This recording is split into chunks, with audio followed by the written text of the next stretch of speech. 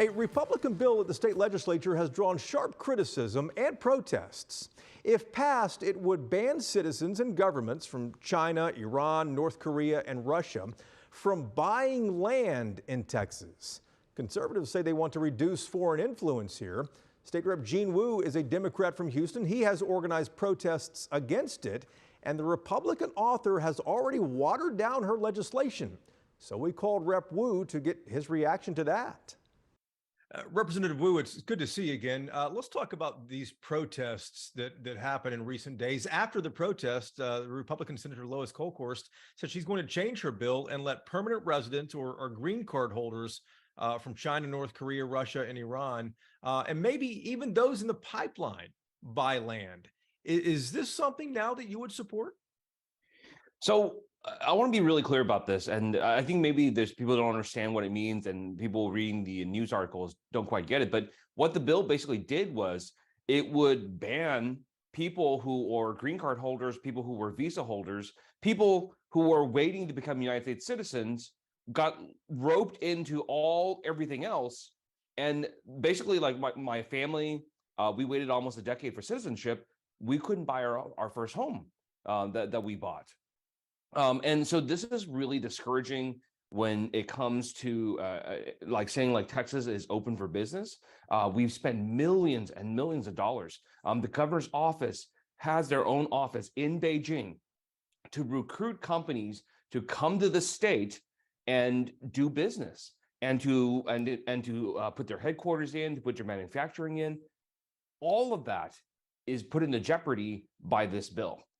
You were quoted as saying, I believe in the Houston Chronicle the other day, that the Chinese government could retaliate over this, and this could complicate the ability for Texas businesses working with Chinese companies to actually continue on with their relationships.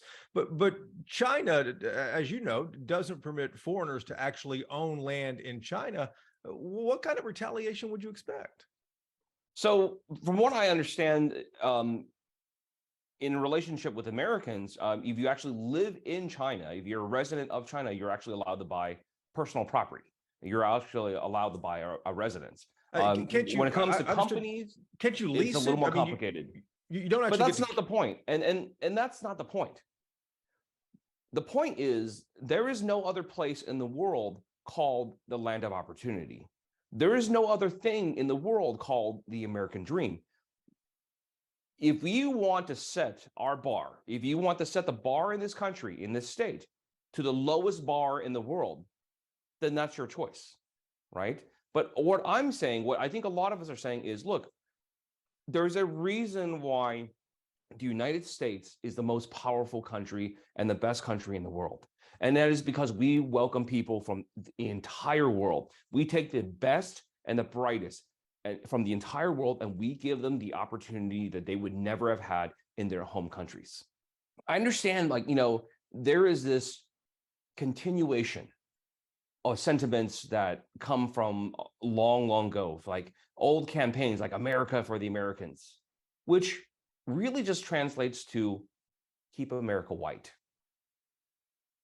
Because we've had programs in the past where we said, everything's okay, but we're not selling to Mexicans. Everything's okay, but we don't sell to Black people, but no Jews, and definitely no Chinamen. Those are the same attitudes that we have today. If it's a British company coming in, if it's a French company coming in, I'm sure they have no problems.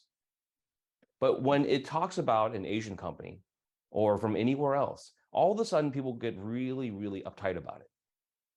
There's a version of this in the House, a version in the Senate, which we've discussed both of those. The governor said he's going to sign something if it gets passed. Is there anything the Democrats can do to stop this? Because the protests early on organized by your office have already made the Republican authors change one of the bills.